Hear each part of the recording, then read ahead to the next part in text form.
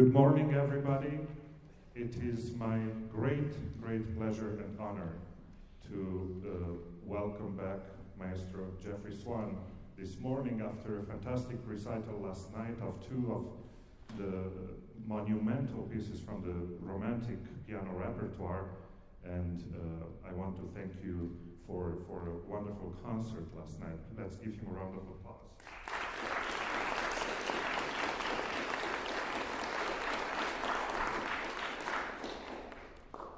Dr. Swann is a great friend of ours, and he's been a constant presence at NAU, and we are very grateful for that.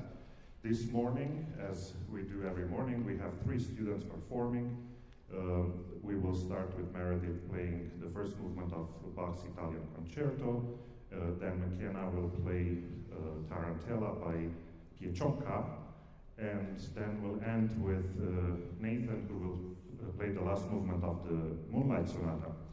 And the last 30 minutes of the masterclass will be dedicated to a conversation with Dr. Swann, so please keep notes and be prepared to ask him questions and entertain us with his wisdom. Without further ado, I will invite Meredith up to the stage to start the masterclass.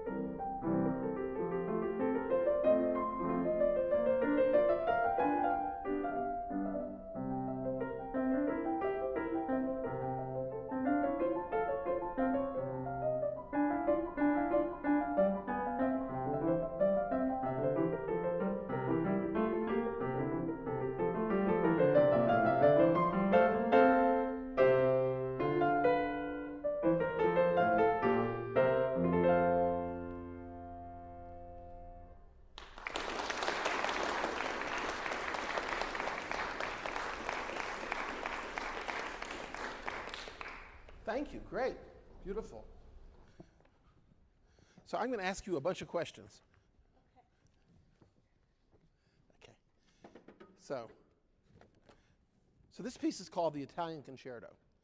Now, so right off the bat, if I say concerto, doesn't a concerto usually mean a solo instrument with an orchestra? Yeah. So why does he call this a concerto? And why does he call this Italian? His actual name in German is very funny. He calls it a concerto nach italienischem gusto, with Italian taste. And that's Bach's own name.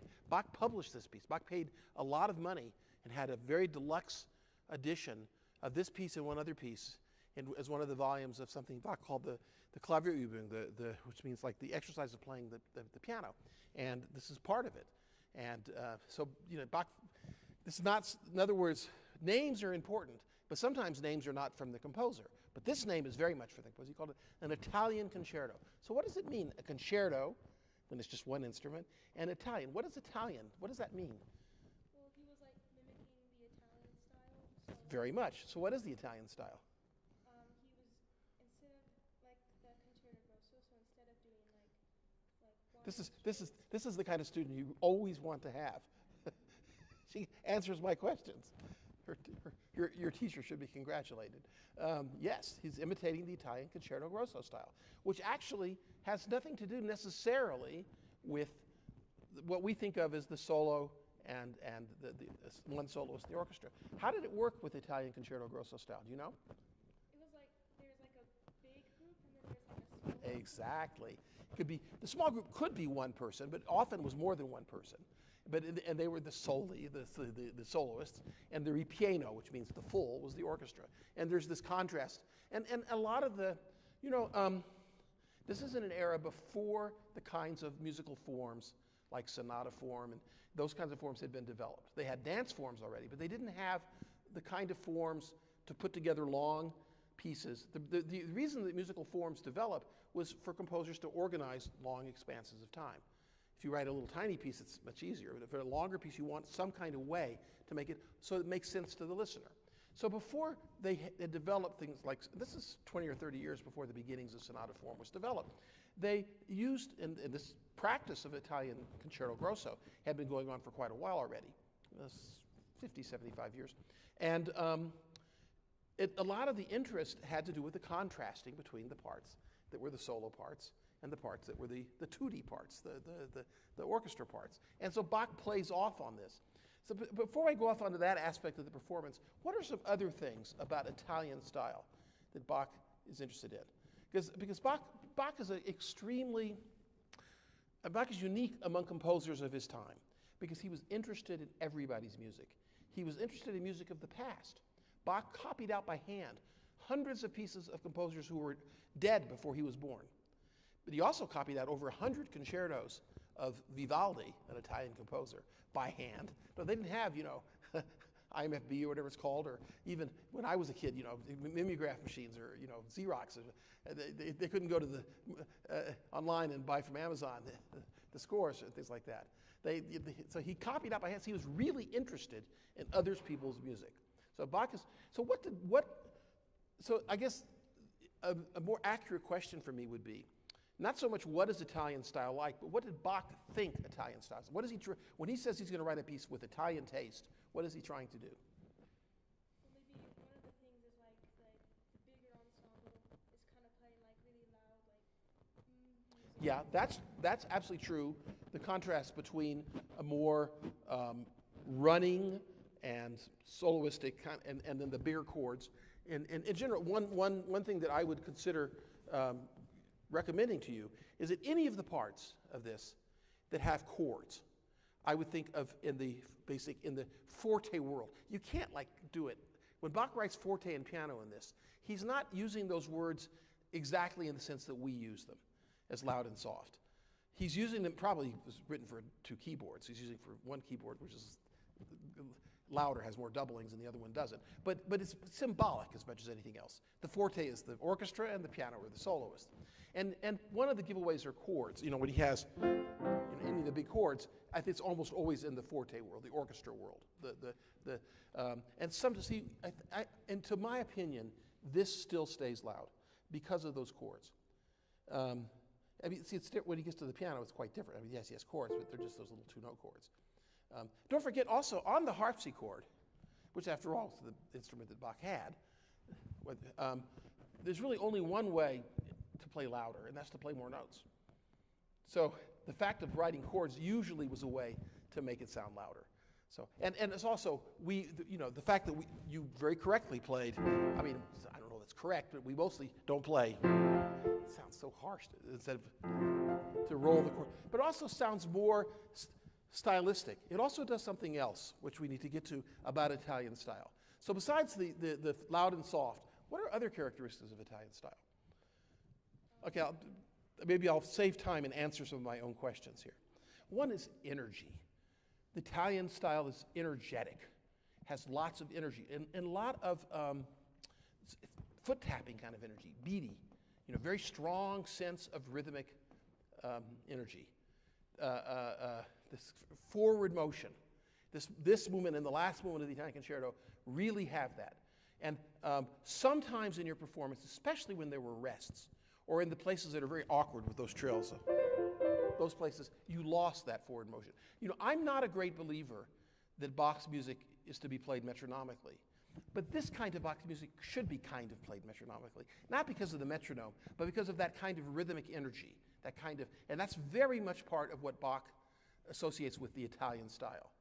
Now there's something else that Bach very much associates with the Italian style, which we don't have in this movement, but we do in the second. Are you learning the whole piece or just the first movement? Just the first movement. But this is worth talking about because it's part of the style. So do you know what the second movement sounds like in this piece? Not really. It's a long, long, long melody with an accompaniment. Italian music was the music of song. So on the one hand, it's energy, and the other hand, it's melody.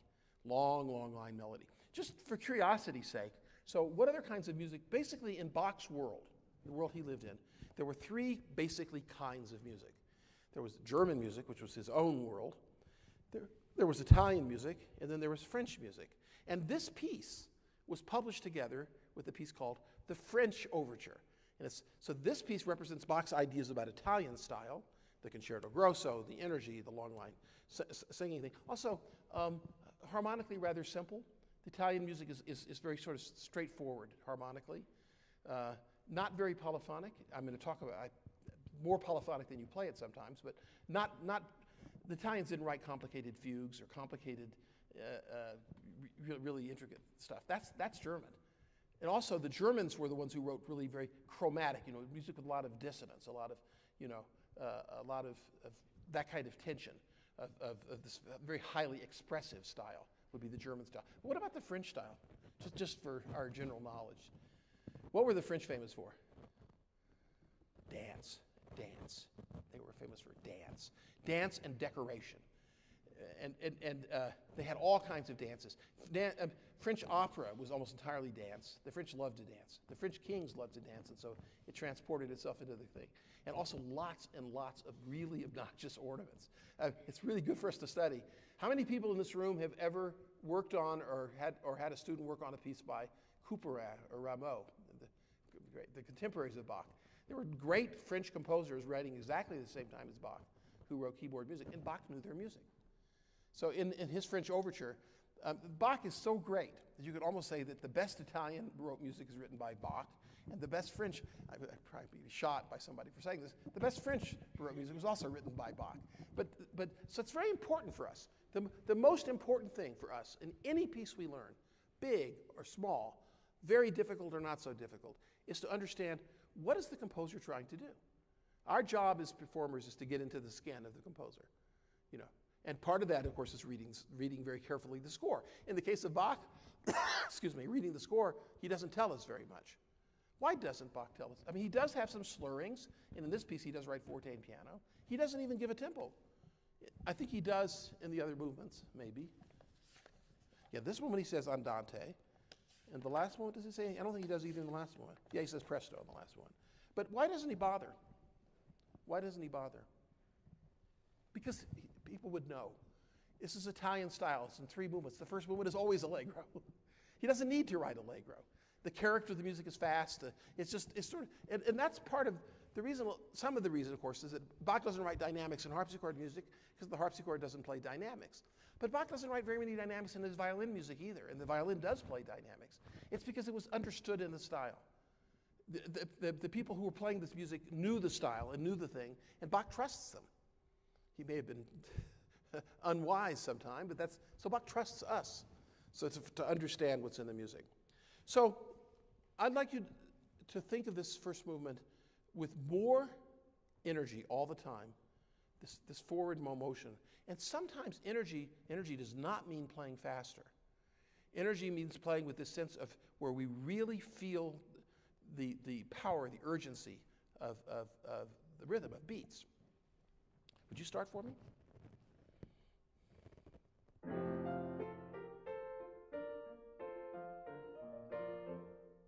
Okay.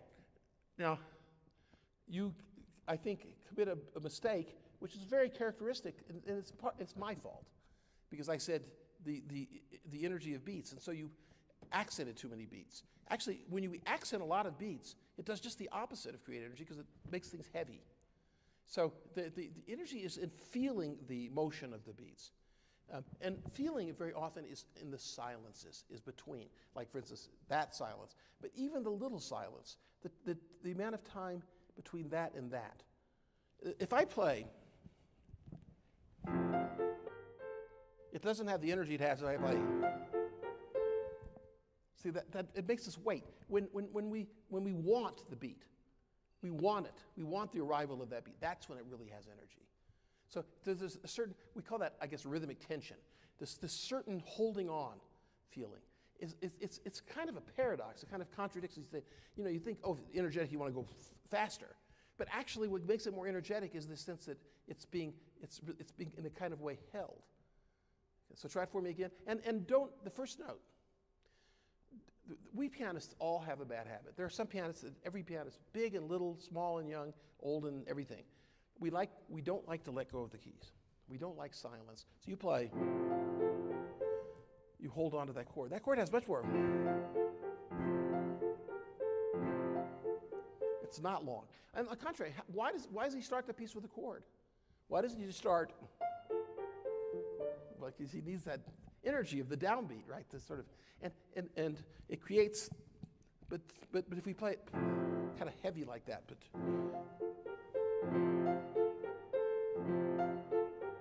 play for me. Better. Do it again.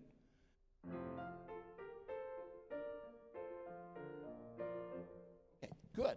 I think I'm going to concentrate a lot on just this beginning. Be sure, another aspect of this rhythmic energy is to feel the space between the notes.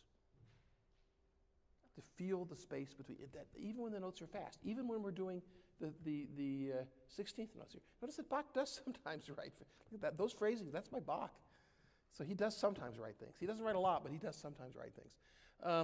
So feel the space between, don't just let it be ta-pa-pa-pa, but ta-pa-pa-pa. It has that, you understand that? And that creates tension, energy. Do it one more time. Good. Good. I still think there's maybe a little bit too much accent there. Now this is not strongly polyphonic music, although there is polyphony means? Two voices at once, more than one voice. Independent. There is, that's why he has to write some things going up and some things going down, because they're independent. But there is a kind of suggested polyphony. It's not real exactly. And that's, we have these 3/8 notes, bum, bum, bum, and then bum, bum, bum, and then bum, bum, bum, in the left hand. And same there. And it creates a certain kind of continuity. So these little left hand things, you need to play a little bit like shadows, or like reflections of that first one. You understand what I mean? So with more energy, them too. So play that again for me.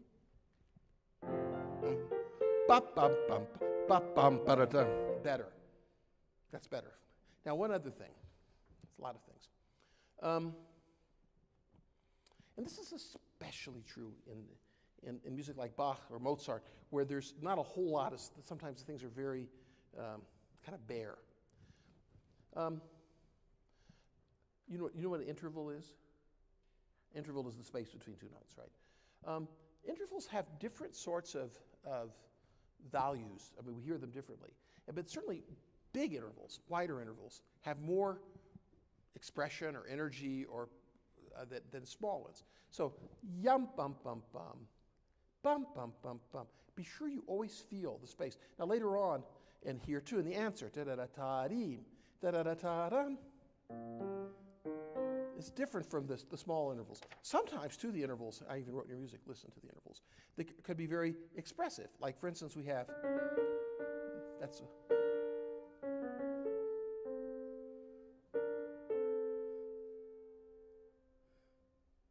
not the same interval, is it? It should be. But Bach doesn't do that. Because it creates, it's expressive, a certain kind of ba-dee-da-tee-da, tee-da-da-tee-da, tee-da. See, they're slightly different. Now, does that mean that you have to do a big rubato or wave a flag? No, but you have to hear it.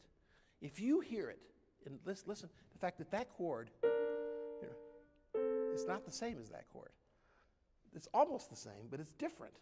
And there are other places where the difference is bigger, like the difference between if he does, or that would be even really different. The point is that we have to listen. You have to be very aware of the intervals, of the spaces. When anytime there's fat ones, like sixths or more, because they're also, if we were singing the music, and Italian music, even this fast music, has a singing quality to it, always. Italians are the great. The opera was born in Italy. If we sing da-da-dum, da-da-dum, da-da-dee, da-da-da-da-da, it's very simple, but da-da-da-teem, da-da-dum, beem, tee-dum-pum-pum, tee-dum-pum-pum, tee. It's harder to sing, isn't it? Da-deem-pum-pum. And my voice wants to put a slide between them. It's not musically correct, but it has to do with the way the voice goes. To go da-dee-da. It's hard to sing. Right? And that hardness gives it also expressive content. So you need to go all the way through this piece and really think about the intervals. All you have to really do is listen. You've got music in your heart. If you listen, that music comes out. Sometimes, yes, we have to tell students maybe a little slower, or a little faster, a little more, but so much of the time, the best things are done when we don't even really know we're doing it. We're just listening and responding. And that's especially true in music, because when it's a very complicated music and there are lots and lots of notes, sometimes it's more important to say a little louder, a little soft, but here you just kind of let it go, but you have to be very, when we play, we should be listening all the time.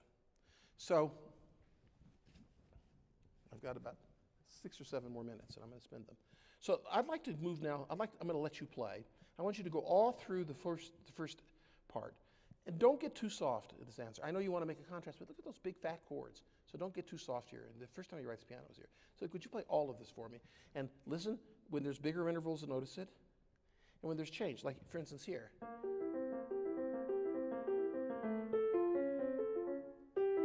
It's not the same as... It's quite different, isn't it? So hear it. Don't just be aware of it. It's not. This is very definitely contrast. And then this one. So we have. It's quite different, right? Yeah. Okay, so play for me.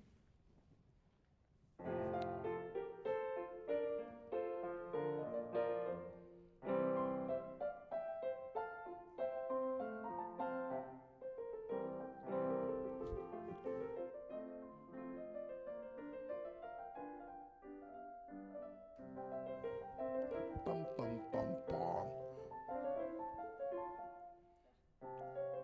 Do it again for me. Do from here. Bum, bum, bum, bum.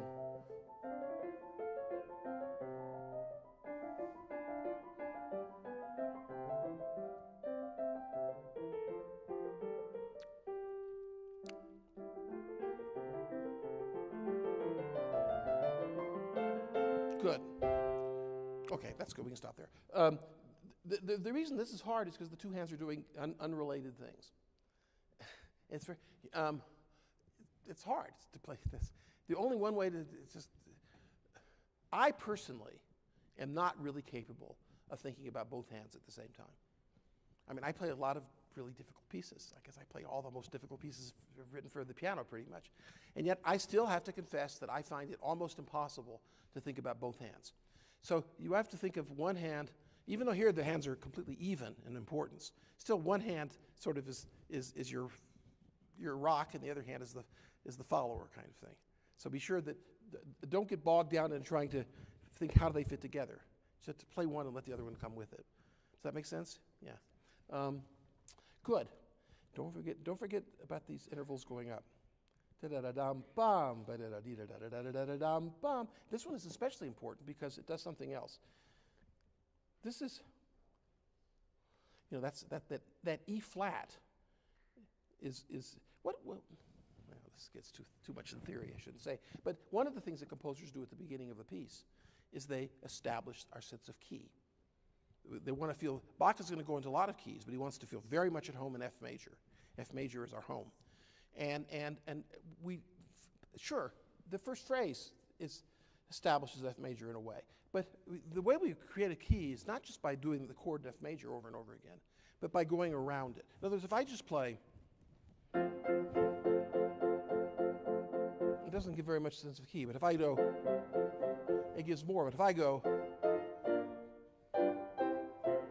it gives more, right? The more I kind of go around, because we have it creates a sort of a circle where we want to get back to the key. Makes us, and that's when Bach goes. It's going into to B flat actually, because that it's sort of create. So we have to be very aware of that. It's just this. I think it's more. I think it's more. Yeah, it has more. It just seems natural that it should be more. So play one more time from the beginning. And one other thing. This is just my own personal feeling, but I think that it was worth you thinking about. So you play, and this one, you play legato the third one. You play two sort of non-legato, sort of staccato, and the last one you play legato. I can't tell you that it's wrong. It's not wrong, but it doesn't seem very logical to me. It kind of takes away this continuity and sort of the energy. I think that I would want to play this one very much like this one, and this one very much like this one, with the same articulation. Okay, one more time. Bum bum, bum bum, but yes, see. Bum bum bum, bum bum, ba-da-dum. Good. And the biggest interval of all is the octave. Bum bum bum, be-dum. Really feel that octave. Don't give up on it. You're so worried about the right hand that you're giving up on the left hand. One more time.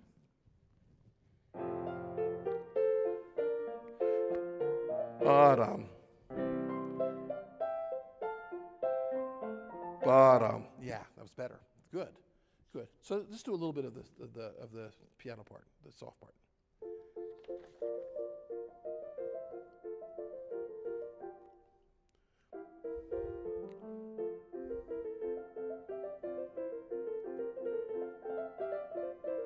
Good.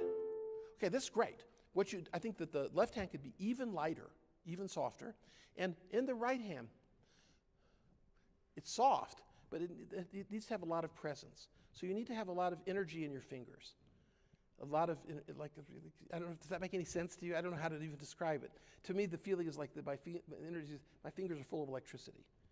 Like the ends of my fingers have like a big electric impulse. And so this has like real life in it. It sounds a little bit, I know this is also a very mellow piano still, so it's hard to get a lot of, but it sounds a little bit flabby. Okay, so let's try it one more time. From there. Ba-da-da-ti-da-dum, ba-da-da-ti-da-da-yum-bum. Good.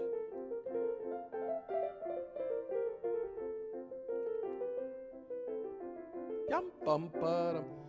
Good, that's better. That's much better. And don't forget again, when he has the interval, the sixth, it's all been small, and he has one that's big, be sure that you bring that out. Da-da-da-da-dee-bum. That also reminds us of the beginning. Great. So, and then when it comes back, it's the forte again. In general, a lot of the problem that you had with the softer parts is that it lacked energy and it was typically rushed a little bit. Be really careful about rushing. And don't be afraid of rests. Don't be afraid of silence can be very important too. So it's okay, great. I enjoyed it. Thank you very much. Thank you so much.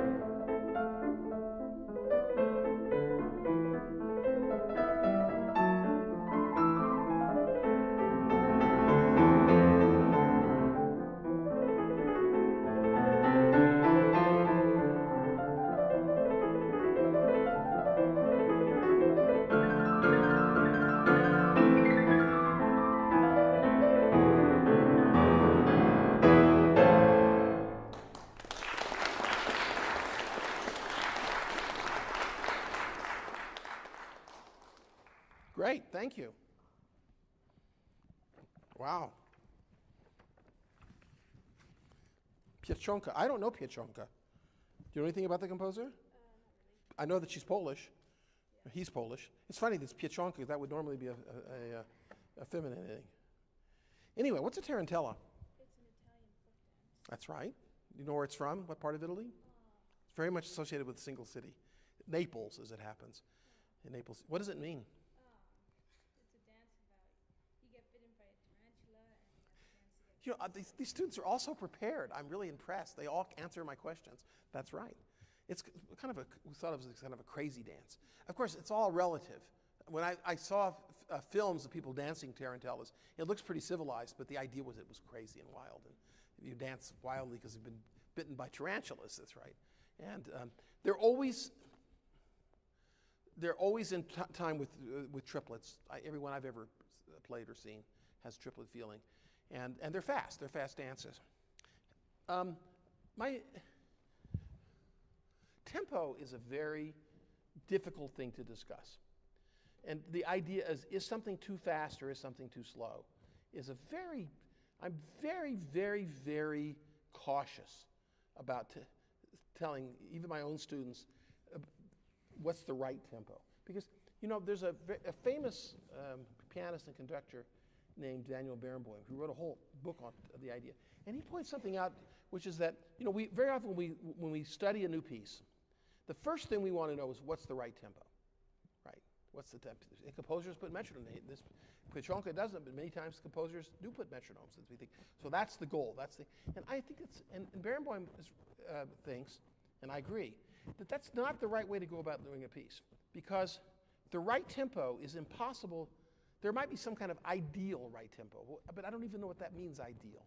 The right tempo is what sounds best now, right? You know. So I always try to tell my students, don't try to play pieces faster than you're ready to play them. There are certain factors that make tempos right. There's a very famous story about tempo, about metronome and tempo, and it's worth saying. It's just a short piece. I can spend the time. I mean, but it's a very important story, and it's something to think about. Beethoven is the first composer to start writing metronome markings. He didn't do it in only one piano piece, but he did it in all of his symphonies and string quartets. And he intended to go back and do it with his sonatas. And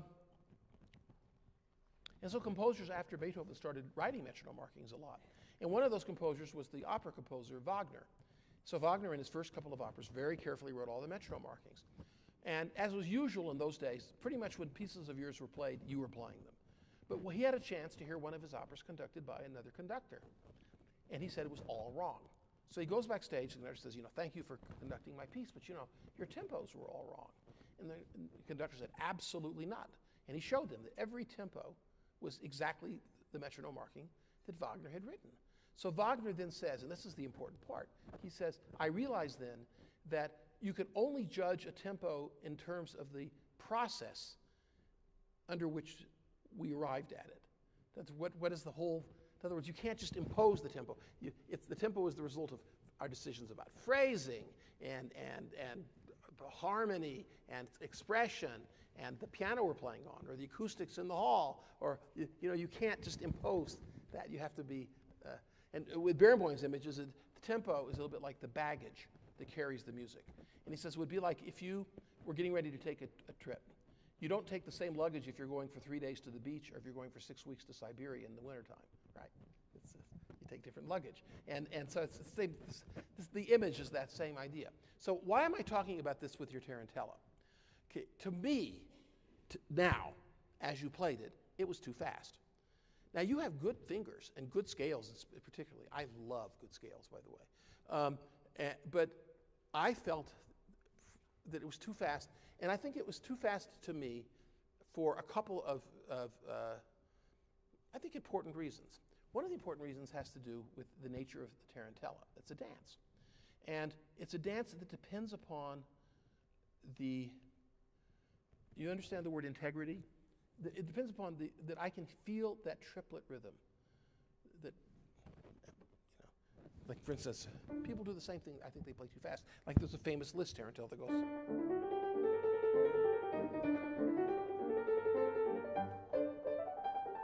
It's the same idea, though, as yours, right? And there's millions of tarantellas that Chopin wrote. I mean, Rossini wrote. There's lots of tarantellas. It's very fun. It's a fun form. But if it's so fast that I don't actually feel that yep-up-up-um, I said, boy, she has good fingers, but that's very fast. But then I came to something else which confirmed to me that I think I'm right. And that's, this piece has a coda marked what? Yeah, what does prestissimo mean? Very fast, yeah. In other words, it means faster. So if you're playing the beginning that fast, then how can it sound faster? This should be very exciting because it's noticeably faster. But it wasn't noticeably faster. How could it be? You were already playing really fast. So you're also excited and coming on stage and things like that. There's all kinds of facts. As a matter of fact, if you were to be a fly on the wall when I'm playing a concert and I'm getting ready to play like something like that, was very hard and fast, and you were sitting right next to me, you would hear that right before I started, I said a word. Now you think the right word would be to be praying, God help me, but that's not the word. The time for that is long gone. No, the word, I say a single, anybody guess what the word is? The word is slow. Slow. Just the single word, slow. Now, of course, I'm not going to play it. I'm not going to play. But the fact is that when we're playing a concert and we're nervous or we're excited or you'd never play it too slowly. No one has ever played that piece too slowly. Well, maybe some students someplace, but no professional. There are some pieces that we don't never play too slowly. The only danger is that we play them too fast. There are other pieces that we definitely can play. Slow music can be, that's another story. I'm talking about a certain kind of piece. And so it's always a good idea to before you start to say, okay, let's back off a little bit. Let's not do it as fast as we can, because it'll be faster than we want it to be. That's especially true when we first start. You know, we've got all the adrenaline, we're not settled yet and all that. So it's really, really good practical advice for you and for everybody that when we're playing a fast piece at the beginning to sort of, and there's another piece of advice. It's good advice for you here, and it would be very good advice also in the Bach we just heard too, is that before we start a piece, we have the tempo in our head. Like think, like in your head you have a couple of measures. You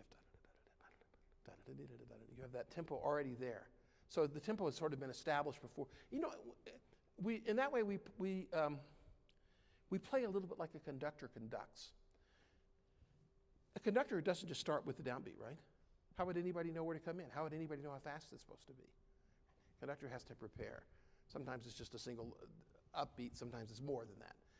But the point of that is to prepare the tempo so that when the piece starts, we feel what the tempo is already. So we don't just jump in and dive into the deep water head first, as it were, that we have it established in our hearts, in our minds. So it's very, very important. It also helps for another reason, which is that not only does it help establish the tempo for us, but it helps, even more important, establish the tempo for the listener, for them. And that's what it's all about, right? So, for instance, I really think that for those of us listening, it was really only here that it was really completely clear what the tempo was. And that, yes, this is introductory and it's pianissimo and all that, but still we should really have that feeling of tempo. So I'd like you to start it maybe just a hair slower, and before you start, really think a couple of beats. And I mean, it's in one, so it's, you know, think a couple of measures. Okay, do it for me.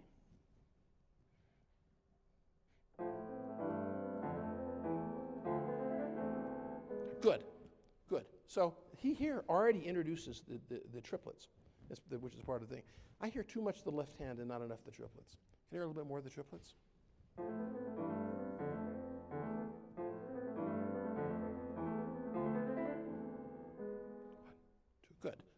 Good. There is a little bit of a technical issue right at the beginning, which is, of course, and he doesn't make it any easier because he puts an accent. Now, I don't know about you, but my thumb is stronger than my other fingers. I mean, the problem we're playing is not that the thumb is too soft, right? It's usually the thumb is too loud. And I hear too much your thumb as opposed to the other fingers. Now here there's another reason for that too. See, if you're playing, those other fingers are kind of stuck out there. They're kind of, they don't have a lot they don't have a lot behind them. And I would advise you to play it. You don't have to, he doesn't tell you to hold the first note, does he? No. So don't hold it. Move your hand. Instead of playing, you have your hand in one place, as if you were going to have to hold it. Sure, if he wrote that, then you would have to do that. But he doesn't. So you could play. See, as I move towards the notes I'm playing, my hand is behind them. And so those weaker fingers, the third, fourth, fifth fingers, the fourth and fifth especially, have something behind them. And they're not just stuck out there by themselves. And I think that if you rotated your hand out towards the weaker fingers, they would be stronger. Do you want to try that for me? Aha, that sounds good. Do it again. Excellent. Be sure when the pattern breaks in this last measure that I really feel that needs to be especially clear. So one more time. There's something else about it which is strange too. You know, music usually, and this piece usually too, is divided up into regular, like poetry, like regular periods, regular, I don't know what the right word is, you know, phrase lengths, right? 4 bars is the most common, right? So we have 4 bars, 4 bars, 4 bars, 4 bars. 4 plus 4 plus 4 plus 4. That's the most common rhythm, especially like in a dance. But what about this beginning? It's 1, 2, 3, 4, 5, 6, 7. and then there's 2 bars. So and even adding the 2 bars of rest, it doesn't add up to anything symmetrical. So it really very much, the point of this, of course, is to get it started and to sort of introduce things. I think it's really important to hear very clearly this measure, because it's sort of all leading, the whole thing basically he just wants to lead to, you know, it sets it up. So be sure that I hear the one that goes into that. One more time. I like the articulation, very much thou. Better. 1, 2. Don't rush. Okay, so this, the same energy. Every note. I want to hear those triplets. Okay? Start there, yeah.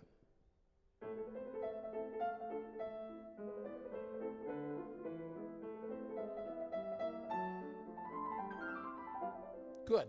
You have very good scales. I still feel like that sometimes the triplets get kind of eaten up a little bit. Really, really, really articulate. Have fun with them. Enjoy the fingers. You have good fingers. Enjoy them. Hear the space between the notes, even when it's fast. Even when it's very fast, those triplets, right? And this is absolutely the fastest. You should never even dream of playing it faster than this. How fast can you play the coda even now? Much faster than this. Not much. I would play. I know that sounds very slow and stodgy to you, but I think a little bit slower wouldn't hurt anything. But that's okay. I'm not gonna harp on that. But I do think that you should have lots and lots of energy in the 8th notes. Okay, one more time. Aha.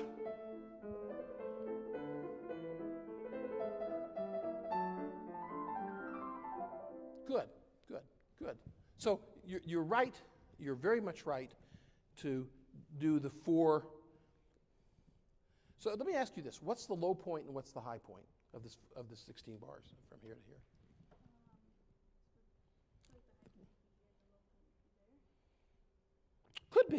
Could be. I hear the high point certainly here, maybe actually here because of the leap of the octave and it's the highest note. I would hear the low point here. Because, you know, the fact that we have a crescendo, so we have to crescendo from something. I would hear, so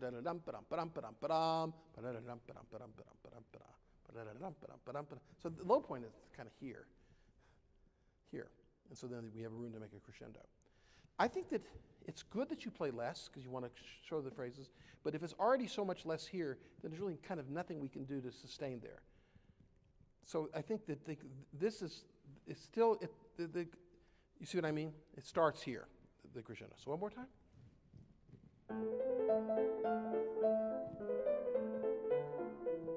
Good. Don't rush that. You have good scales, so enjoy the notes. Good, go on.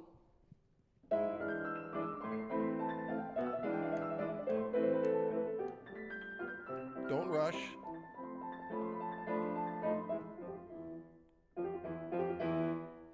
Good.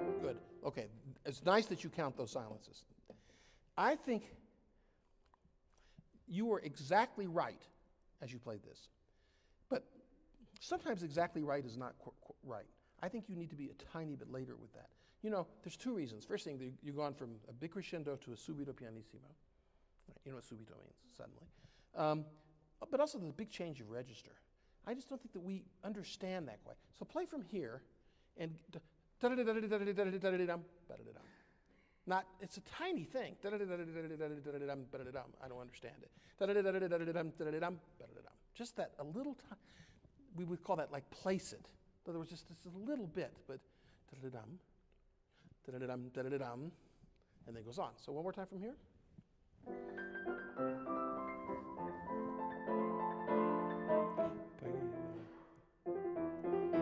2.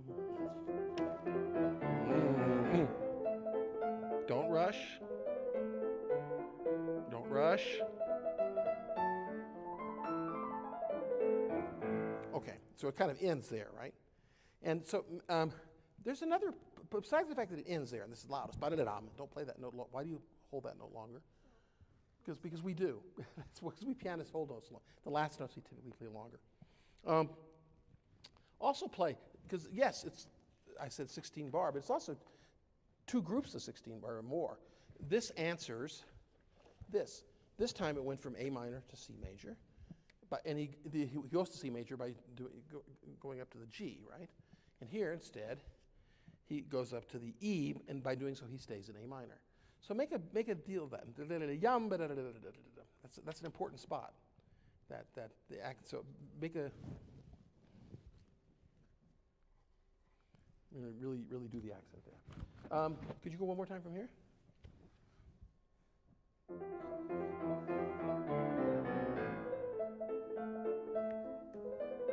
Don't rush.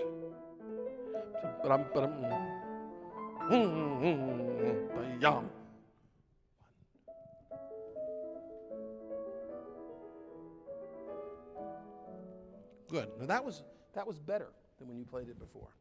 And the reason it was better, this is a tricky spot because we have a new tempo, Minomosa, slower, and it doesn't start on the downbeat, right? So what's to prevent, could you hand me the music? I'm sorry, I don't know it. Thank you. What's to prevent the listener from, come on, don't do this to me. I'm not hearing this.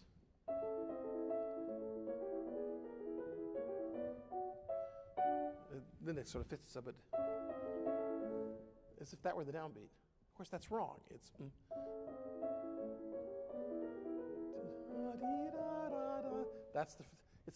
it's unlike the beginning, which is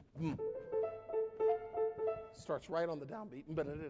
This it's a contrast, and it starts with the phrase starting with an upbeat.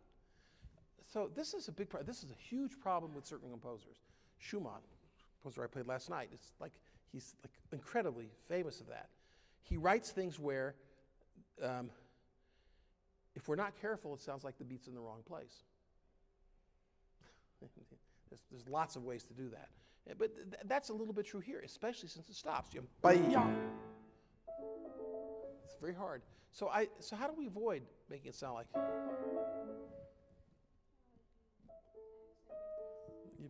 Yes, and see, he helps us here. He helps us here. Because after all, if I were in complete isolation, without the rhythm thing, if I have these chords, which of those chords is the most interesting?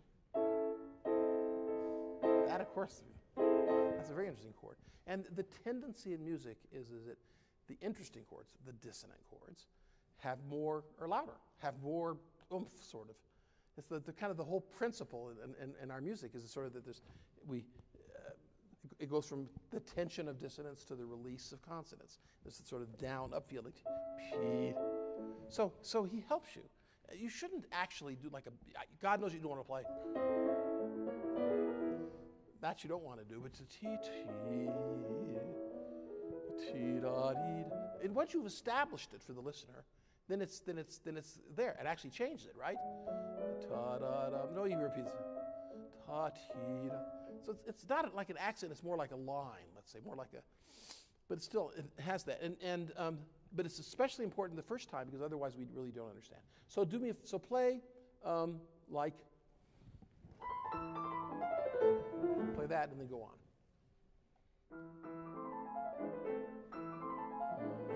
Yum.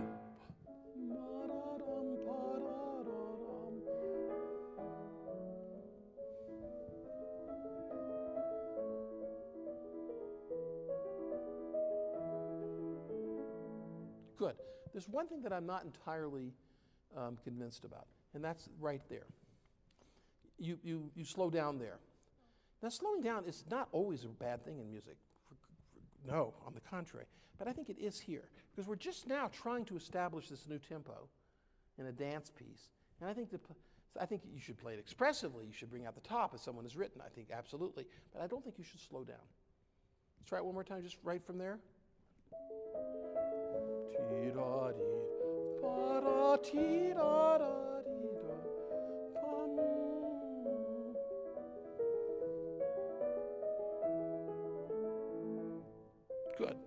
Good. Be very aware too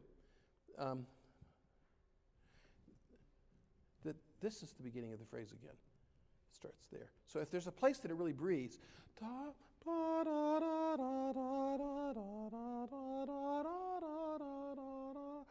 that means da da dum da da dum pa-dee, ta-da-da, tee-da. This is something that I just did that I do always, and I have my students do always, and I haven't embarrassed you in these master classes by having you do it, which is sing. Singing is always good. Even fast things we should sing. Because when we sing, we very often, we take away all the technical things, and we're just concentrating on the music, on the actual flow and the way the phrasing and the way the music sounds. And I find that almost all of us are better musicians when we sing than when we play. Because when we play, the playing gets in the way. This is true of very good players too. It's not of all ages. So to sing, da-da-da-dum, maybe I should not do it in falsetto. Dee-da-da-dum, pa-dee-da-da, dee-da-dee-da-da, dee-da-da, dee-da-da. See, there's that little tiny dee-da-da, ta-dee-da, because it starts again. The phrase starts again. The singer has to breathe. So it would be the place where the singer, it doesn't mean there's a great big silence. It doesn't mean it stops completely, but there's just this sense of the breath. And that gives it life. It makes it sound right. So do it for me. One more time.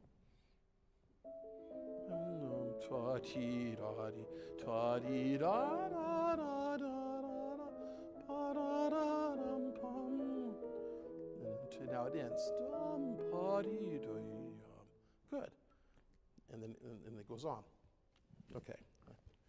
I'm just about done, but I do want to talk about one or two other things. Oh, yes. So go on from here. That's good.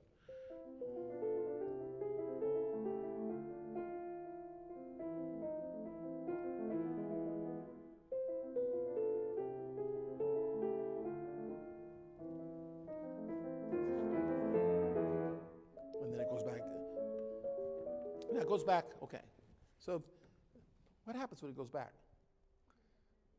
Yes, it goes back as it did before, but what's different? First thing, just opera, completely independently.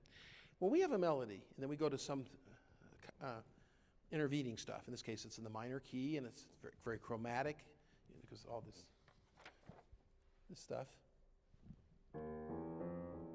sort of windy around and stuff like that. When it comes back, it always feels we're home again, right? It has a certain kind of feeling. Music is based on that. Music, so much of the power of music has to do with we remember. We remember when we compare. We're back to where we were. In the sense that that's true in almost everything we play. But here he goes something more. Because what's the dynamic here? What's the dynamic when it comes back? Right. So what does that tell me? It tells me that this thing can't be too soft so that you have room to be softer. So I want you to play, just for the time now, start at the beginning of this section, play this part quite expressively, and with all the chromaticism, kind of darker and more expressive, and then when it comes back, really do pianissimo. So really make it different, okay?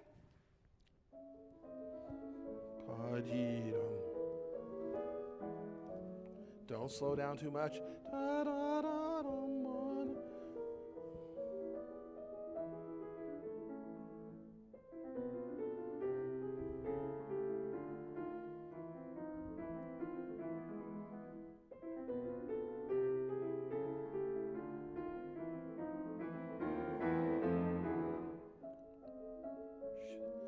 I don't hear very much difference. Yeah. I was just noticing. Where's your left foot? On the left pedal, right? I'm not going to get into using soft pedal or not. I mean, every pianist, the soft pedal is part of the piano. It has been almost since the beginning, and we use it. But you have to be very careful about only using it when you want to use it, when you want that effect that it makes. So it's not a good idea to keep our foot there. The better idea is to keep our foot there and then put it there when we need it. So your foot was there when you weren't using it, and then you were when you were using it. So that's just a good habit to get out of. Because I think if I were going to use soft pedal, and I probably would, I would not use it until I got to the pianissimo, so that there'd be a real difference. We have to understand that the left pedal, the una corda, which it's not anymore, but we still call it that, the purpose of it is not to play soft, but to play special, to make a special sonority. So if you play, and then that's the kind of effect I'm not saying that you have to use soft pedal there, or necessarily even that you ought to use soft pedal there, but you could use soft pedal there, and that would be the reason to make it special when it comes back in pianissimo. And so it makes the whole thing sort of have more shape and more meaning as a middle section. I want to do one more thing before we're done. I want to see how we can calculate this. So this is the beginning of what we call the coda. What is coda? What does it mean? Okay, coda is Italian word. It means tail, literally, like the tail of a dog. But it means the tail of a piece. In other words, the end of a piece. Something that's tacked on at the end. Sometimes it can be very short, sometimes it can be very long. But it's something that it sort of rings down the curtain, and in some pieces it does much more than that. It actually kind of explains what the whole piece was about. It serves as but in this it really kind of rings down the curtain. It makes it exciting. So up to here, it's what we've had before, and starting here, it's something new. So why don't you start? I want you to get into it because I want to make absolutely sure that this is not faster because we want to get faster when it gets faster. So start like here. Ba-da-da-dum, ba-dum, ba-dum, ba-dum, ba-dum.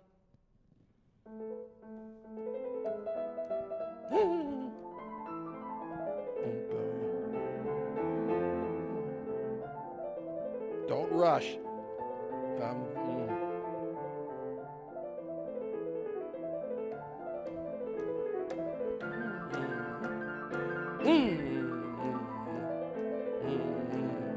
Good, bravo, bravo. That's really good. The more you hold here and don't let it rush, and then do a real accelerando, the more exciting it is. I think you could probably afford to take just a tiny bit of time at the top there, even though it's prestissimo, just because it is the very top and it's sort of the final cadence of the piece and like that. Great, great. Don't rush. Don't play too fast. It's not so much that you rush; you just play too fast. Okay, thank you.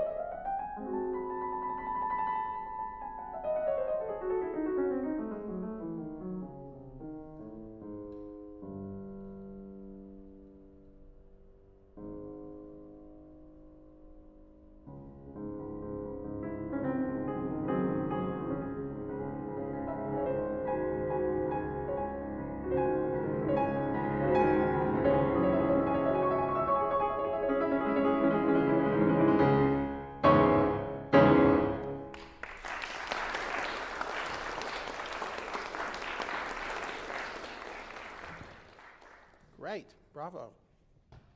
You know, right now in New York City, I'm in the middle of playing all 32 Beethoven sonatas. So, although this one isn't for, it's not till sometime in August I'm playing it, but I played it lots of times and recorded it too. Okay, let's talk a little bit about this piece first, and then we'll talk about a few things in your performance of it. So, what's the name of this piece?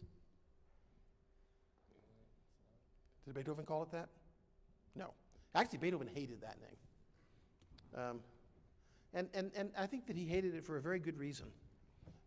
You know, it was very common in Beethoven's day for pieces to get names.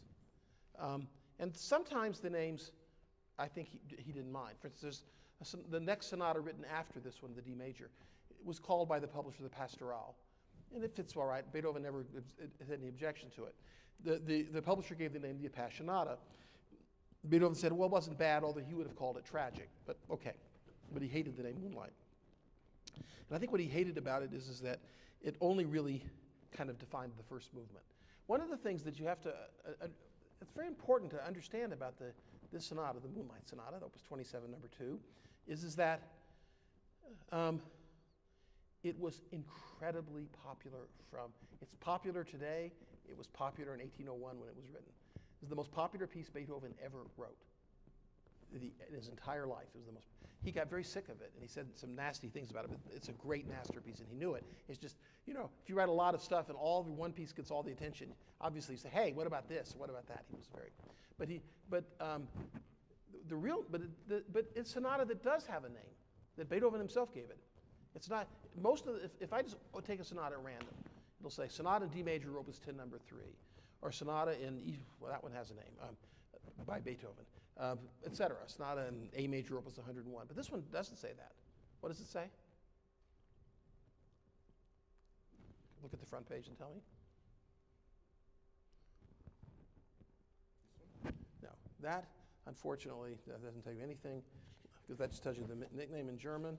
Let's look, see what they tell you in the real name here. I hope so. If not, they should. Yes, this is the title. What does that say? Does that mean like Sonata quasi una fantasia. That's the name of the sonata. What does that mean? is it like in the manner? Of the manner of a fantasy. Right. And by the way, the other sonata in this opus, D flat, is also called a Sonata quasi una fantasia.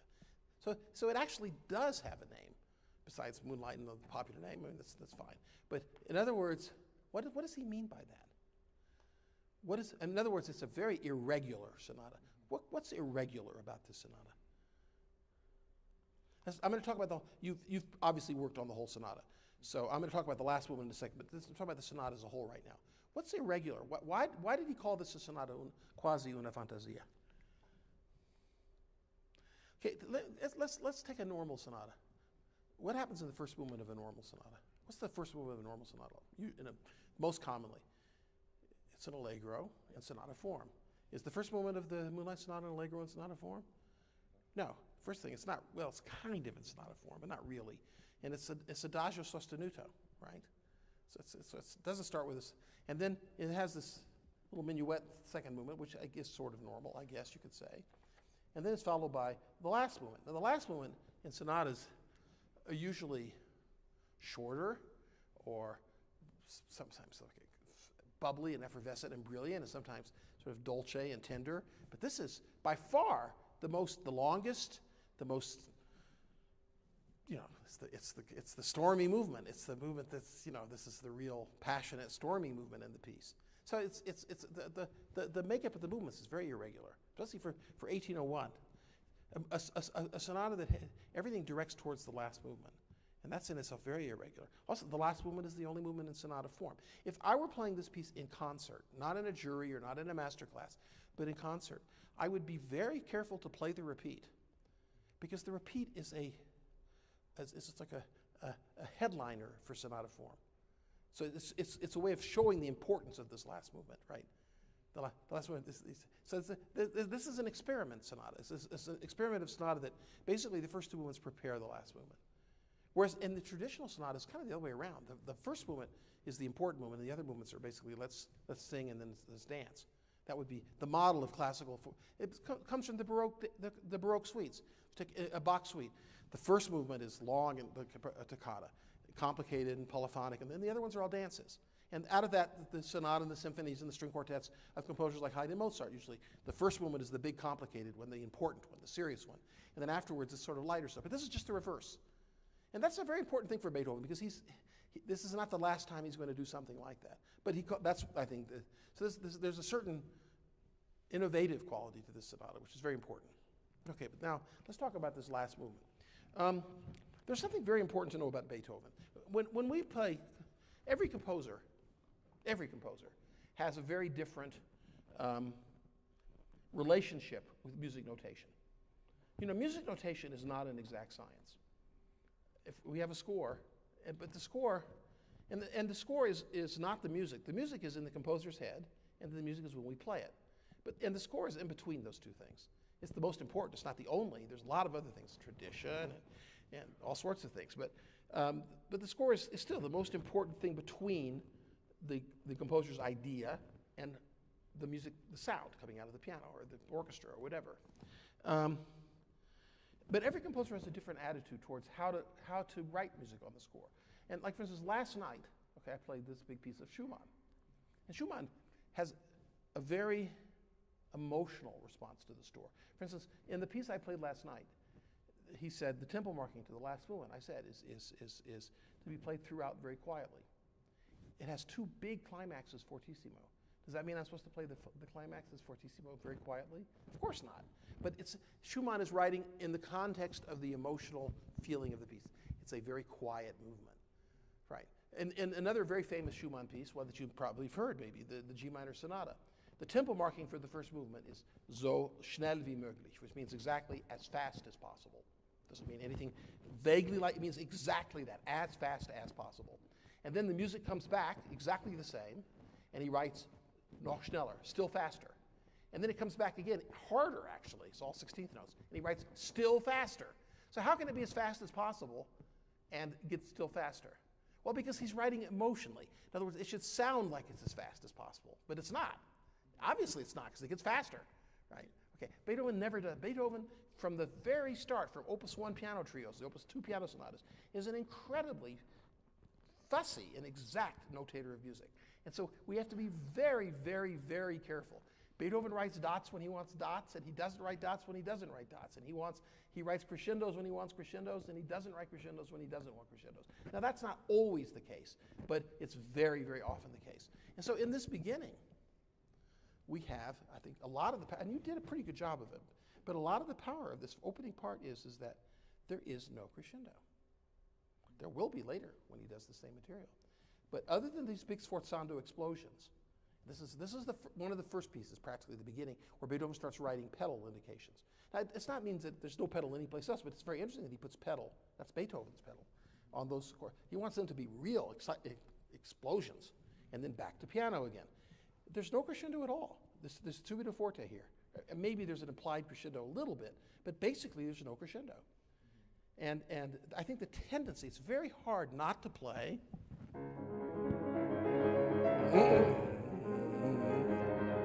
a crescendo up to the top of the phrase. But I don't think we should. See, what happens when it comes back after here? Ha ha ha, there he writes crescendo. There he writes crescendo. You didn't do it, by the way. And what else does he write there? He writes something else different. What's here that hasn't been anyplace else before? A slur. It's different, in other words. Actually, the pedal helps the slur and helps the crescendo too. So it's got kind of a double advantage that you can pedal this one more. But let's go back to the beginning one. So he wants this to be very agitated. He writes agitato, and very held, and then exploded, held. No crescendo, and then these big explosions. So one of the ways, would you play for me?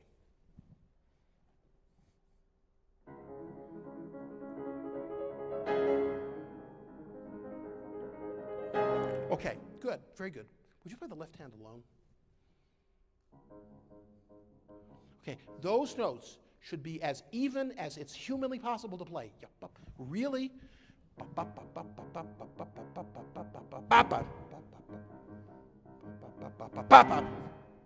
Right. Not bum, which is what you do. The second note, the off note, is exactly as loud as the first note. Right? It makes it much more. And I would use as little pedal as I could get away with. Okay? Let's try it again. No, unfortunately, it's too easy to play. It'd be nice, no, both hands, but play the left hand that way. And if anything, almost accent the second finger one, the second one. You don't want to accent it, but you want to make sure, since it's such a natural thing to go bop, dot, dot, dot, dot, dot, dot, to compensate, maybe you need to give a little bit more on the second one. And no crescendo, okay?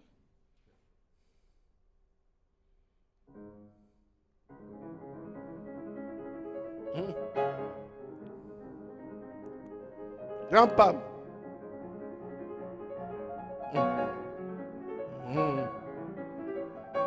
Forte, and then this should be loud. Yeah. Good. Bum bum bum bum bum bum yum bum.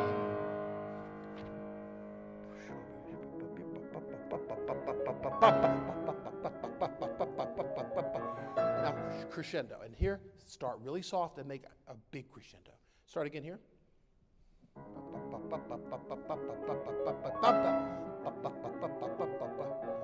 Bum bum.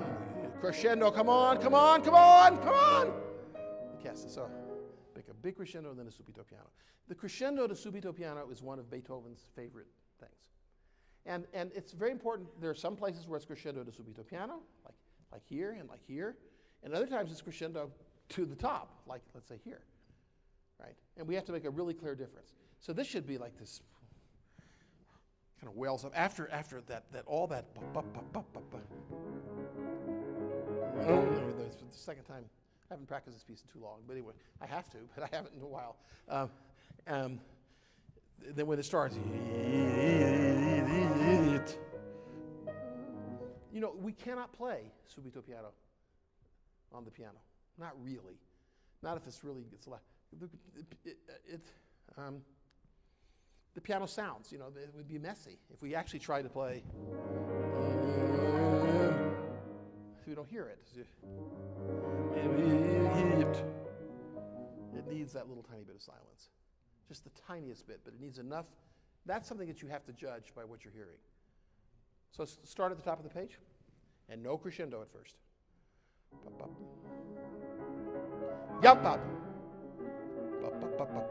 Yum pop.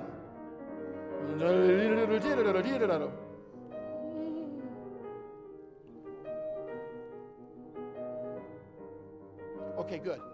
So, you know, it's a very dangerous thing to start, especially with Schumann, no, but with Beethoven certainly, to start interpreting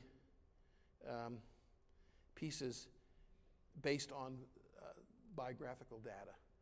But it's kind of hard not to in this case. You know who this piece is dedicated to? Guicciardi? Sort of a student, yeah, a nobleman. But it's a student that his relationship got a little bit too intense for student-teacher relationships. I mean, she was in love with him for sure, and I think he was having a hard time not being in love with her. But she was also a noblewoman, so it was never going to go anywhere in any case. And actually, there's an epilogue because she got married, had an unhappy marriage, and then came back later to Beethoven and sort of said, "Let's now that I'm not married," and Beethoven, you know, didn't. Beethoven was had very strong moral code. But there's a lot of passion in this. This is very passionate. And this, we haven't had any real melodic music left in this so far in this whole sonata. That's one of the things about this sonata and the sonata before it that's also quasi una fantasia. That there's the movements are attached to each other, attacca. The other one is even more so. And that Beethoven is starting to conceive of a sonata not as a series of three more or less. You know that it was very common in the classical era, in Mozart and Haydn's day, even in Beethoven's day, to substitute movements. If you like the slow movement better of one piece than another one, you just substituted it. That happened a lot. They used to substitute the second movement of Beethoven's Second Symphony was very popular. So they used to play the Eroica, and instead of doing the funeral march, they'd play this. I mean, to us, this sounds like, you know, they deserve 100 years in prison for that. But it was just commonly done then. But in these pieces, Beethoven is really starting to make the case the sonata isn't movements, but it's one piece. It tells one story. The story starts on the first note, it starts on, and it ends on bam, bam. It ends on those last two notes, and it's one story. So it has this continuity. So in this storyline, we've had no long line melody, no Italian long line romantic operatic melody until this moment.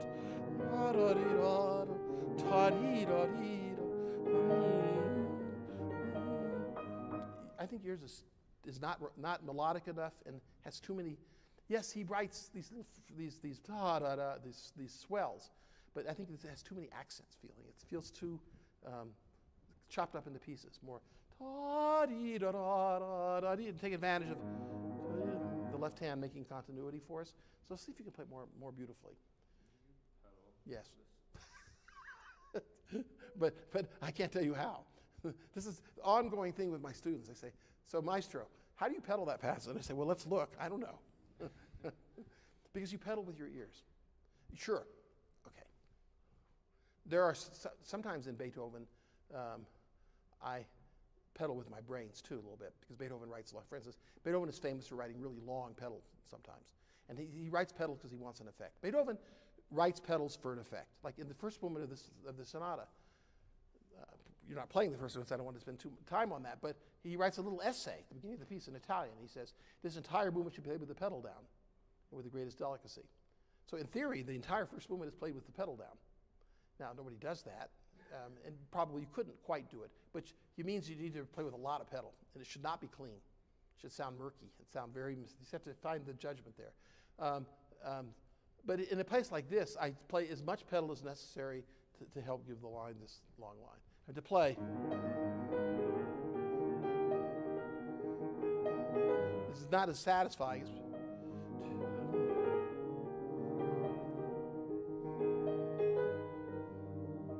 But see, it's not pedal.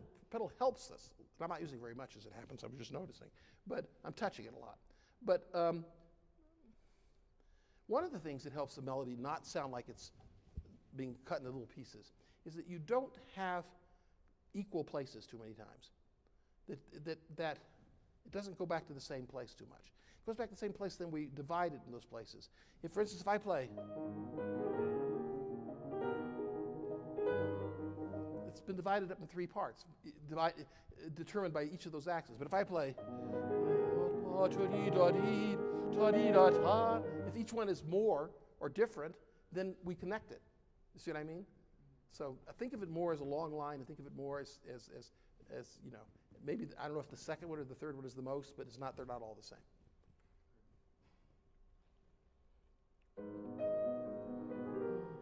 Okay, so why does he put that nan turn? This is a good idea, always, when we have ornaments, is to play it without the ornament and see what it would sound like. And then see, so would you hand me the music for a second? I just want to make a fool of myself. So let's play it. Let's play.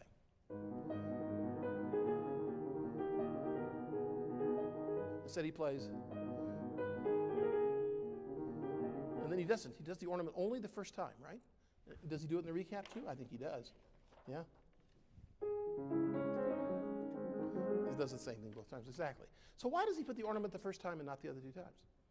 Why doesn't he go, first thing, why does he put the ornament at all? And then why does he not go,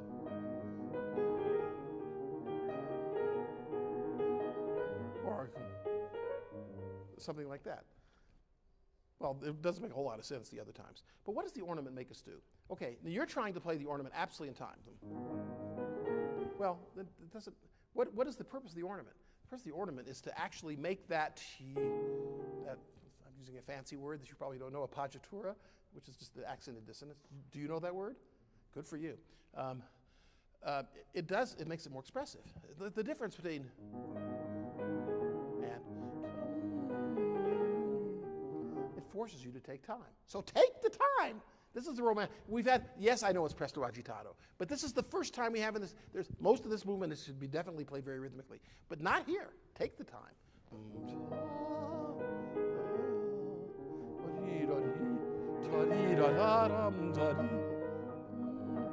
See, it makes a line that way too. The first one is lingering, and then the other ones are more passionate. Yeah, play it.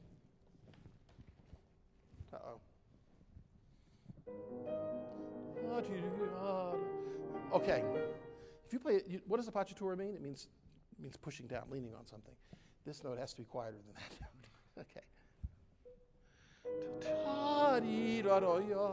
Good. More. More. Good. Okay, that's good. Okay, I don't have very much time, so I want to go a little bit fast. This, I know you had a little bit of an accident here, but don't forget that it's 2 4-bar phrases the first time, and a 4-bar and a 3-bar phrase in the recap. Why does he do that? This is not the same. This, 1, 2, 3, 4, and in the recap, it's, sorry, 1, 2, 3, 4, 1, 2, 3. It just makes composers. There's this. Beethoven wants the recap to be even more intense, more sort of more. So it has to be very. I think you need to be very rhythmically clear in this part. Now here, would you play this for me?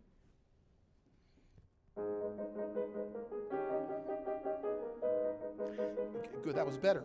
Be careful that all 7 notes are staccato. I don't know about the first one, but see, you have a habit, kind of a typical thing where the last 2 are kind of sort of legato or kind of sort of. No, it should be yep, up, up, up, up, up, up, up. Up, up, up, up, up, up, up, up. Up, up, up, up, up, up, up. Go on. Instead of doing it as expressive. One more time from there.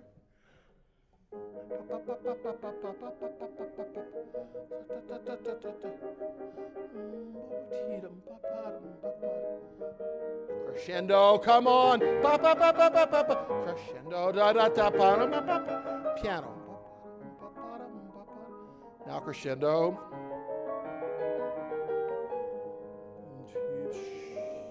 This is piano. Piano, no crescendo, no crescendo, no crescendo, no crescendo. He doesn't write crescendo, he writes crescendo here. Now crescendo. Okay, now that's very, very important, the fact that there's no crescendo. Because what happens at the very end, in the coda, the last time, there he writes crescendo there. Yeah, this you need to do a gigantic crescendo, one that really turns the fire up, really makes this, and this should, so this final thing is really exciting and really like loud. So be careful. Be really, really careful with things. If anyone writes the same passage 3 times, and 2 of them have no crescendo, or have a crescendo after, and the third one has a crescendo earlier, you got to do it. And yet, why does he do it? Well, it's because this is a moment of calm in the first.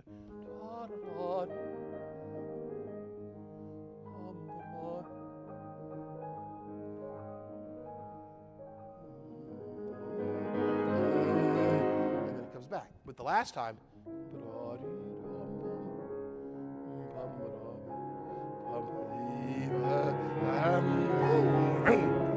etc. Right. So it's it makes it very exciting because it doesn't do what it's done the other times before. Okay, great. Thank you very much.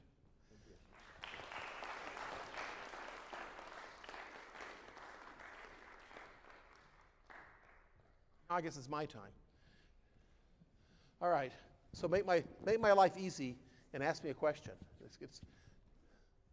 Please? Thank you. Uh-huh. Mm-hmm. So how would you differentiate the energy of Italian, like in his French, and also in German? Okay, that's a good question. The energy in Italian style is, let's use the word propulsive. In other words, it's forward-going. The energy is not necessarily just about the energy of the individual notes, like the melodic energy, but it's the energy of the forward motion, which is very, very strong in the Italian style. See, in the French style, with so many ornaments and so much based on this very double-dotted rhythms and things like that, the very nature of a double-dotted rhythm, if you bam, like this. Ta-da. You know, it holds back. It's just the opposite. Has plenty of energy too, but a different kind of energy. It's a holding back energy rather than a moving forward energy. And of course, in very complicatedly polyphonic music, which is German styles more, they were known for the science of polyphony. You know, there's a wonderful, this doesn't go into French, but it goes into German and Italian. This is one of my favorite musical quotations, one that always brings tears to my eyes. And it doesn't have to do with Bach, it has to do with Mozart, but the idea is there. The idea had been there since the Renaissance. You understand the word polarity? It's like two poles, two opposites. Between Germany on the one hand, the German world on the other hand, and the Italian world on the other. And so when Mozart left Salzburg and went to Vienna, Mozart's daddy was very worried because Vienna was a big city full of intrigue and politics.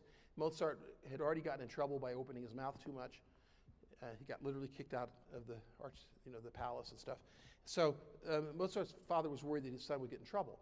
So he did something I think very interesting. He wrote to the most famous and powerful musician in the world in 1782, which was Franz Joseph Haydn, whom he didn't know. But Mozart's father was a very famous violinist and violin teacher. So he wrote a letter to Haydn, and he says, "Dear sir," these letters are at the Mozarteum in Salzburg, so you can see the letters. You know, please, my son is going to the big city, and I'm worried that he'll be lost. And please, be so kind as to keep an eye on him, and let me know how he's doing. Simple letter. So about a year later, Haydn wrote back, and he wrote back what has to be one of the most moving letters, but also significant letters that any father ever received about his son. He writes, he says, "Dear son, dear sir," distinguished, illustrious Meister, the kind of language they use. He says, "I tell you, before God and as an honest man, that your son is the greatest composer and greatest musician that I've ever met or ever heard of." So that's something that must have made Mozart's daddy very happy, right? But then he goes on. Now that's just very moving. I have tears in my eyes as I say that. There's just something about that which is so, from one great composer talking about another one. But he goes on and says something else. He says he combines the most deepest, profoundest knowledge of the science of music, that's Germany, with the most innate sense of taste and beauty, that's Italy. Italy is the land of beauty, of taste. Germany is the land of science, of knowledge. So what Haydn is writing to Mozart's father is, your son combines these two things. He has the German knowledge of music, form, structure, of polyphony, of all that stuff, but he also has this sense of beauty and taste, which is the world of Italy. And so, of course you could oversimplify these things, but this idea exists, and Bach, of course, is as German as you can get, but he was interested and wanted to understand the music of everybody. And so we play the Italian Concerto, or we play the French Overture. The French Overture, by the way, is an extremely difficult, very great, but very difficult piece. He really is interested in getting into the idea of the styles. And so if he's interested in it, then we have to be interested in it. And so it's worth looking into. Anybody else? Yes? So what would be considered the English style? Well, okay. First thing, Bach didn't call them English suites. That's not his name. The English suites are very German, actually, as it happens. There was no English style. I don't think they thought of England very seriously. But it was starting to get, the English style, there was already an English style with composers like Purcell and before. And then, of course, it became a very strongly sense of English style, which would have been identified with a great German composer who lived in England for a long time, which is Handel, the oratorio style. It had to do with grandeur and also fondness for thick chords. There's funny things, little quirks of music history. If you listen to music of the 12th century or 13th century, the earliest sort of composed music in our tradition, the composers on the continent, whether they're German or Italian or French, ultimately the only chords that are actually consonant are or. But in England, already in the 12th century, they liked thirds. They like triads. It's the first country where triads become considered a consonant. Composer Dunstable, actually. So the English style would have to do with this kind of thick, rich chords that we associate with Handel. Listen to any Handel oratorio. But in the case of Bach, I don't think Bach, also things like Spanish, there starts to become a Spanish style with Scarlatti, an Italian composer, a very Italian composer, spends 30 years living in the land, something else, Infanzammerstil, of deep expression, chromaticism, and then of a certain kind of chromaticism. Italy with also deep expression, but more song. Of course, you can't get more chromatic than Monteverdi and Gesualdo. I don't know if Bach knew that music. I mean, as much as Bach was interested in the music of the past, it was very difficult. One of the things that's hard for us to understand in today's world. Today, if we go to a concert, 95, if not 100% of the music is written by composers who are long dead. But up until the 20th century, the vast majority of music that was played was by composers who were alive. And actually, if we look, one composer, one performer whose programs we have, because he himself published them, is Franz Liszt. And when we look at Liszt's programs, we think, boy, he played a lot of his own music. But in his day, it was considered revolutionary because he played so much music of other composers. He played Mozart and Clementi and Bach and Beethoven and Weber and Chopin and Schumann. And that was considered, amazing. So Bach was the first composer I'm aware of who was really interested. I do know that Bach did know some 16th century music. This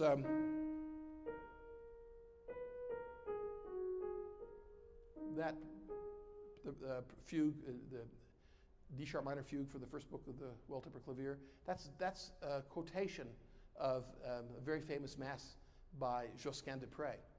And the kind of polyphony Bach uses in that, this highly imitative polyphony, is very reminiscent of 16th century polyphony, which means that Bach somehow managed to get a hold of a copy of that. So Bach was the first musicologist, music historian, kind of. So he's interested in everybody's music. That's a good question, though. Thank you. Yeah? What's your favorite style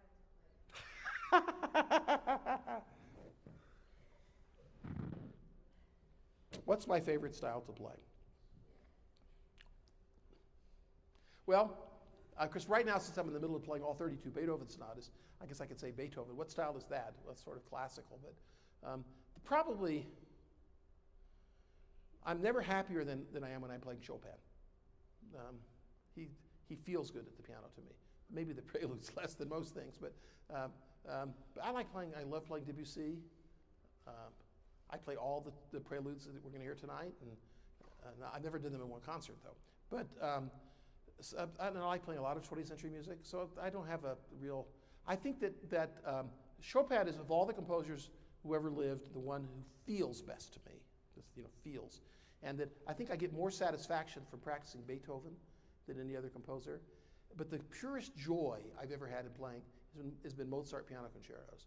That's to be just the purest, I feel like I'm in heaven kind of joy. And so there's no real answer to that question. Yes? Anybody else?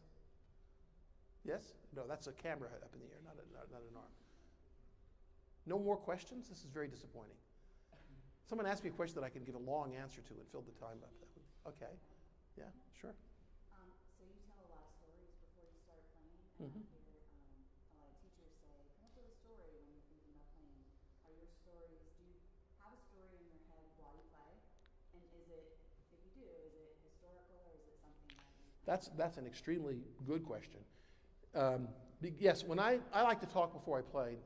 Don't usually talk a story so much, but I try to give background. And I also try, the reason I like to talk at concerts sometimes has less to do with the information that I'm imparting and more to do with the fact that I'm trying to create a strong bond between me and the music and you. So it's a way of sort of trying to make it less passive. But the idea of the story is very important.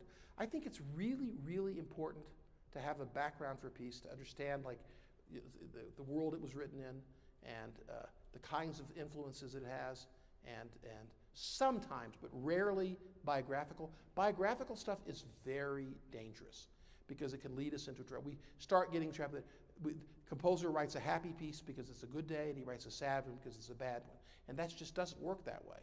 That composers don't, it's not so simple as that. And many big mistakes. Sometimes biographers have made big mistakes because sometimes, for instance, we happen to know that someone's going to die. And so we start interpreting the music shortly before that, all in the light of the fact that this is the dying woman, the dying man's vision. But they didn't know. The one exception would be Schubert, who did know. Schubert fully knew he was dying. His last year of work is all conditioned by the fact that he knows he's dying.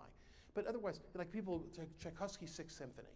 You know, I don't know if you know this piece, the Pathetique. It's an extremely dark piece. It ends very, and he died shortly after this. This is, you know, brooding over his death and this. But the fact is, he had no idea. He died of cholera.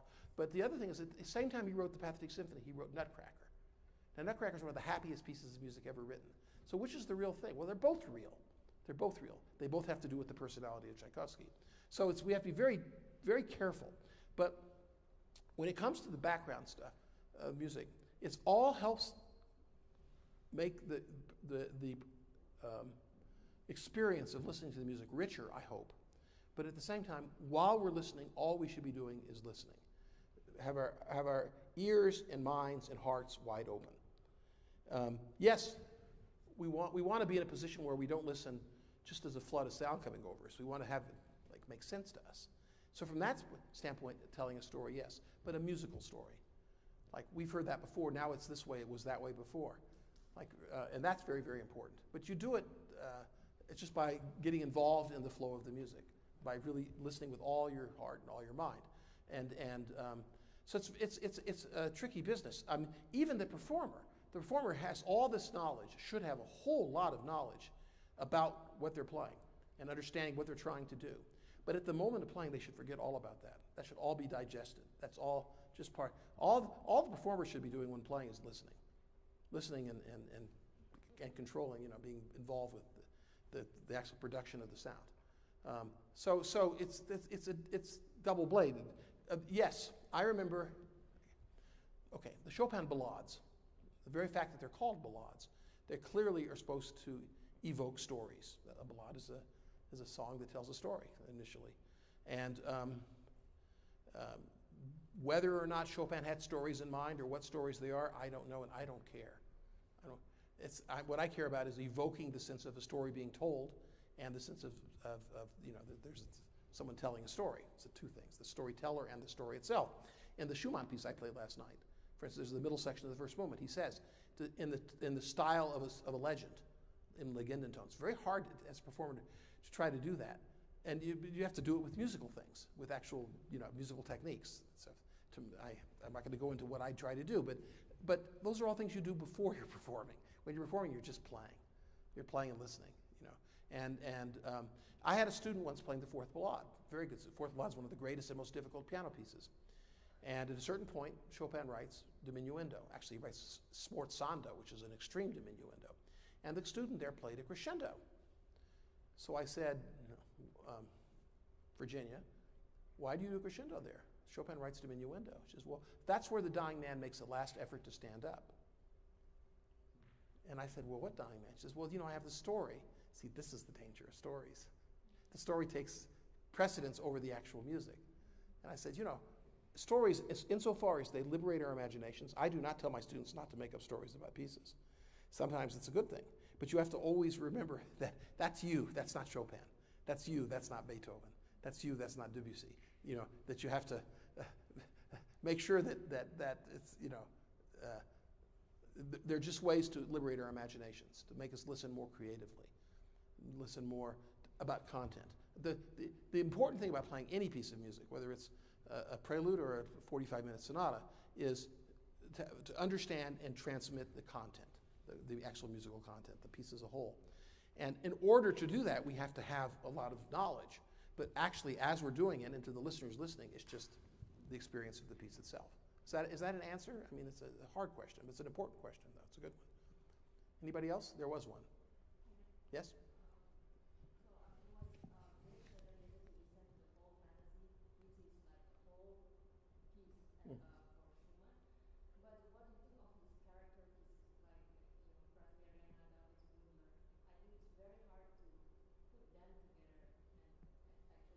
Very hard. very hard. You put your finger. One of the most difficult things about Schumann is that, not difficult, the most challenging things about Schumann is that Schumann, like almost all the composers of his time, one of the problems of Beethoven and the traditional classical forms is that he was too good at it. He was too successful.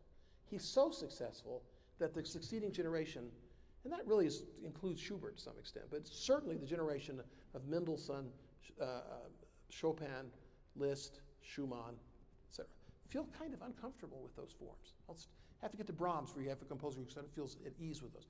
And sometimes they write very strictly, like Mendelssohn, very strictly by the rules, but it doesn't, Beethoven wasn't writing with rules.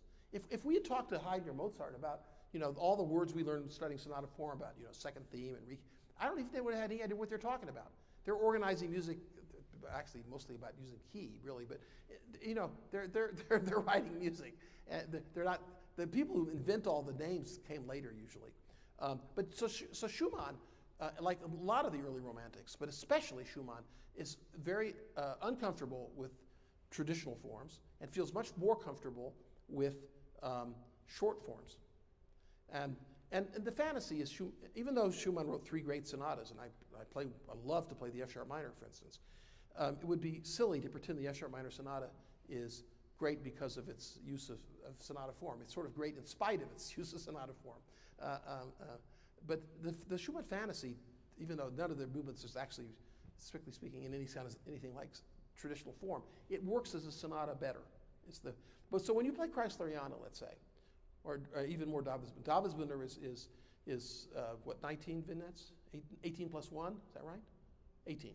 And then of course Kreisleriana is 8. I've played these pieces 1,000 times. I have to stop and think. That's terrible, actually. You have, nevertheless, to think about it as a performer, as to how these things work together. Now, Schumann does, in both cases, give us some, the whole Florestan or Eusebius business, the contrast between the two personalities and the ones that are both personalities. That's just the starting point, though. And I have very strong feelings, for instance, about Kreisleriana, that it's a story about going mad. But I have to just play the piece as the piece. But certainly, let me answer your question very, very specifically, and I'll do so in the context of the Chopin Preludes, which I played last night. Because Chopin Preludes, if you're playing them as a whole, like it or not, it becomes a long piece. It becomes a 40-minute piece, right? Okay, so numbers 2, 4, and 6 are all slow. Now, if you're playing them individually, no, I've never heard anybody play number 2 individually, but I guess you could. But number 4 and number 6, number 4, this one, it's played a lot. I'm sure many students have played that one. And when you play it as an isolated piece, you can do things perhaps differently than you do when you play it as a whole. But when you play it as a whole, you have to think about how does it flow? How can I make a line, a narrative line, with 3 slow pieces taking up so much room in the first part of the piece? They've got to be different somehow. Now, but this is the important part. I don't just say, well, they got to be different. I say, well, I'm going to make this one this way, and I make this. In other words, no. I look at the music. The first one is, it takes the whole piece to decide what key it's in. It's lost. It's a lost soul piece. It has this kind of lost feeling and very long, sustained, kind of going nowhere melody line. Okay. The second one, which is usually played very slowly, is in cut time and marked espressivo. Actually, surprisingly, the only one of the 24 preludes marked espressivo. The third one, number 6, is lento assai, which is certainly a slow tempo, but it's marked sottovoce, and lots of pedal. So see, this stimulates my imagination. So I start thinking, well, maybe number 4 is not slow and so introspective as people play it. Maybe it is marked espressivo. Maybe it's more long. It has these huge long phrases. So instead of playing,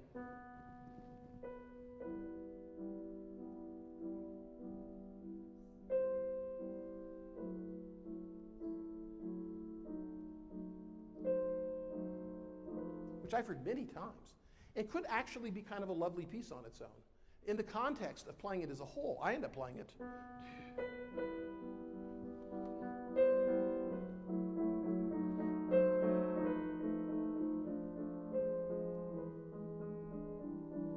That's one phrase so far. So, you know, I think it works, but it also makes sense in terms of of creating a line between the three. Okay, when you have to do this all the time in Schumann, in Davidsbündner, you can't play number 14 without thinking about what's been before and what's coming later. And so you have to make certain kinds of decisions. Like, you know, one of the big problems in Schumann, for instance, is that one of Schumann's greatest gifts, maybe greater than any other composer, is the ability to write music. There's a German word that's impossible to translate. It's Innigkeit, which means inwardness. It's translated as intimacy, but doesn't mean intimacy. It means Schumann has this quality, which is just, but unfortunately, like any extreme quality, if you do it too much, it starts becoming less effective. It loses, you know, loses its potency. Anything we do too much of loses its potency. And so you have to be very careful about it sometimes. You have to be careful about it. It's like anything extreme. Like if music is wildly fortissimo and passion and stuff like that, then you have to be really careful about, well, where do I really want it to be fortissimo? Where do I want to back off a little bit? Because otherwise it's going to lose all of its power. So with Schumann, you have to be really careful with that. So, you know, to answer your question, you have to think of, see, ultimately, it doesn't even matter whether Chopin had something in mind about the 24 preludes. Maybe he didn't. I think he kind of did because of the fact that the keys and things. I actually think he did. But it doesn't matter. Once we play all 24, we're creating a unity to the listener. Now that's not going to be the same with the Debussy. Now I haven't spoken. I don't know whether he has an idea of some kind of, but they're much more freestanding pieces, the Debussy preludes. There's no question that Debussy didn't think about playing them as a single piece, you know. So it's a different kind of thing. Those are 24 separate pieces. Whereas many of the Chopin preludes, they're 30 seconds long. It's hard to think of them as freestanding pieces. So anyway, I don't know if that answers. Are we done? Almost. Anyway, thank you guys. Thank you very much.